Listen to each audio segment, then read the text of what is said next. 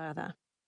When you make a 60-second video, there is so much that you have to leave out, so much detail that gets missed.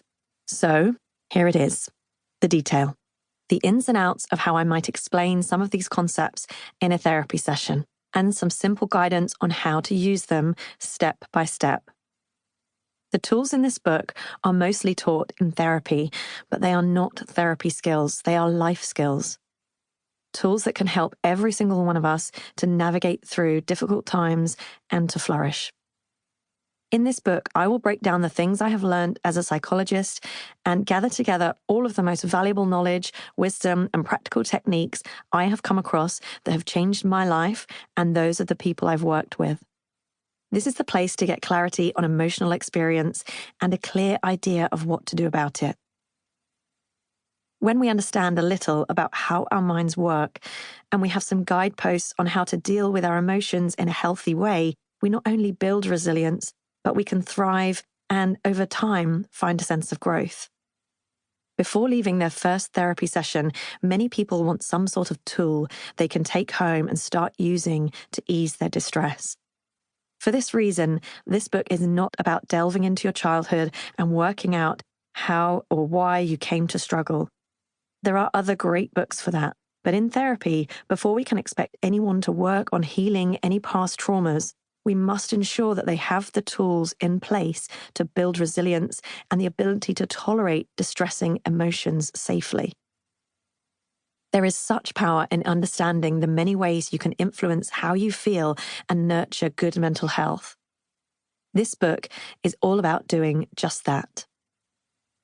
This book is not therapy, in the same way that a book about how to maximize your physical health is not medicine. It is a toolbox filled to the brim with different tools for different jobs. You cannot master how to use them all at the same time, so you don't need to try. Pick the section that fits with the challenges you face right now and spend time applying those ideas. Every skill takes time to become effective, so give it a chance and plenty of repetition before you discard any of the tools. You cannot build a house with just one tool. Each task requires something slightly different. And however skilled you get at using these tools, some challenges are just much harder than others. To me, working on maximizing our mental health is no different to working on our physical health. If you put health on a number scale, with 0 as neutral, not unwell but not thriving, a number below 0 would indicate a health problem, and any number above 0 would indicate good health.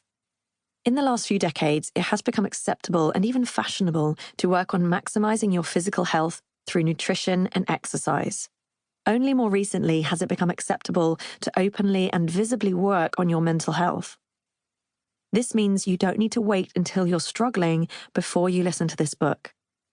Because it is okay to build upon your mental health and resilience, even if you are not unwell or struggling right now.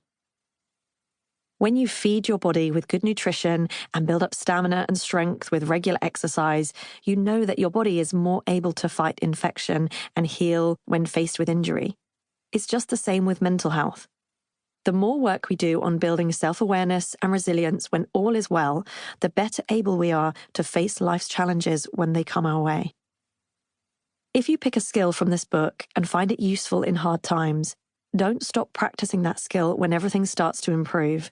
Even when you're feeling good and don't think you need it, these skills are nutrition for your mind. It's like paying a mortgage rather than rent. You are investing in your future health. The things included in this book have a research evidence base from a wide variety of sources, which for ease you can find on the reference list on the PDF download that accompanies this audiobook. But I do not rest on that alone. I also know they can help because I have seen them help. Time and time again, for real people. There is hope. With some guidance and self-awareness, struggle can build strength. When you start to share things on social media or you write a self-help book, lots of people get the impression that you have it all sorted. I've seen a lot of authors in the self-help industry perpetuate this idea. They feel they have to look as if the things life throws at them leave no dents or scars. They suggest that their book contains the answers, all the answers you will ever need in life.